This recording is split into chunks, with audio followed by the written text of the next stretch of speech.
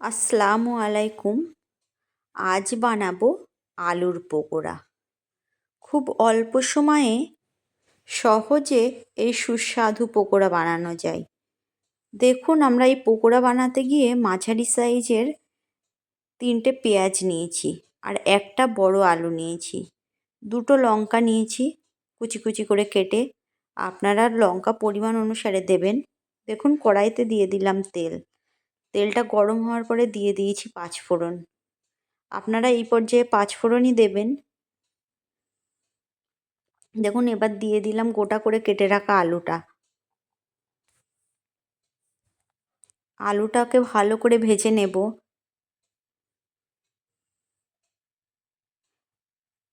এবার দিয়ে দিচ্ছি পরিমাণ মতো লবণ। দেখুন, লবণ দিয়েও ভেজে নিচ্ছি। আলুটা ভালো করে ভাজতে হবে।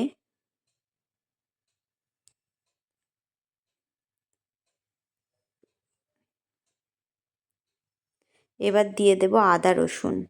আদা রসুন পেস্ট দিয়ে দিয়েছি 1 চামচ মতো, চা চামচের। এবার দিয়ে দেব জিরে আর মরিচ। আমি কিন্তু ধনিয়া দিইনি, জিরে মরিচ দিয়েছি। এবার দিয়ে দেব পরিমাণ মতো হলুদ। এটাকে ভালো করে ভাজা ভাজা করে নেব। দেখুন,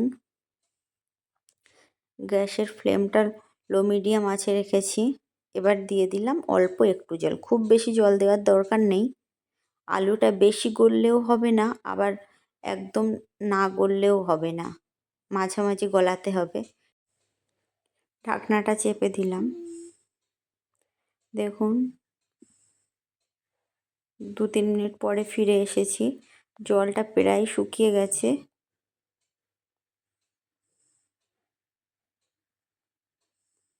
এটাকে ভাজা ভাজা করে নিচ্ছি।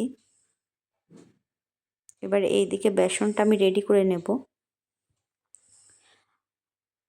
আমি পরিমাণ মতো বেসন দিলাম।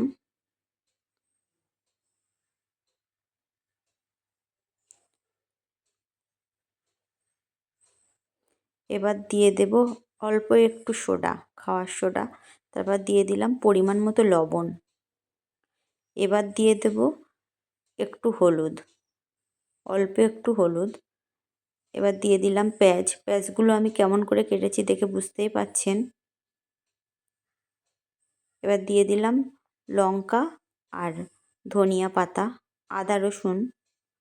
এবার এখানটায় দিলাম জিরে। এই পর্যায়ে আপনারা জিরেই দেবেন। জিরে টেস্টটাকে আরও বাড়িয়ে দেয়। তারপর দিয়ে দিলাম গোলমরিচ গুঁড়ো। আমি কিন্তু এখানে আর জিরে অ্যাড করিনি, জিরে গুঁড়ো অ্যাড করিনি, গোলমরিচ দিয়েছি। দেখুন, আলুগুলো ঠান্ডা হতে দিয়েছি। কিছু আলু, অল্প কিছু আলু মাখিয়ে নেব, অল্প কিছু আলু গোটা গোটা থাকবে, এখনও গরম আছে। এবার এর সঙ্গে আলুগুলো অ্যাড করব। তারপর অল্প অল্প জল দিয়ে এটাকে মাখিয়ে নেব। এক সাইডে তেল বসিয়ে দিয়েছি কড়াইয়ের মধ্যে। দেখুন, এটা মাখিয়ে নিয়েছি। দেখুন, তেলটাও হয়ে গেছে এদিকে। তেলটা কিন্তু খুব খুব গরম হয়নি। এই পর্যায়ে দিয়ে দিলাম পকোড়াগুলো, দিয়ে দিলাম।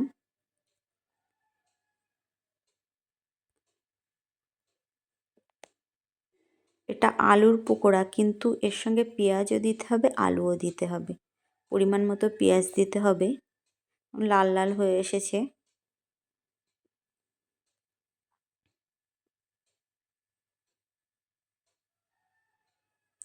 গ্যাসের ফ্লেমটা লো মিডিয়াম আঁচে রাখতে হবে।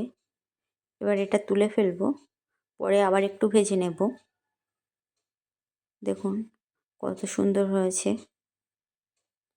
আপনারা সবাই বাড়িতে বানাবেন। কেমন লাগলো আমাকে জানাবেন। অল্প সময়ে খুব সুস্বাদু একটা টিফিন, সন্ধ্যার টিফিন।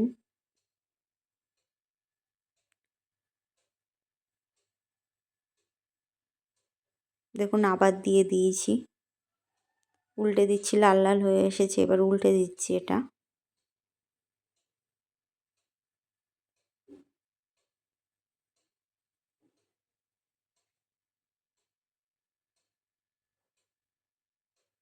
খেতে কিন্তু দুর্দান্ত স্বাদ। দেখুন এগুলোও লাল লাল হয়ে এসেছে। আগে যেগুলো ভাজা ভাজা ছিল তার সেগুলোও দিয়ে দিলাম।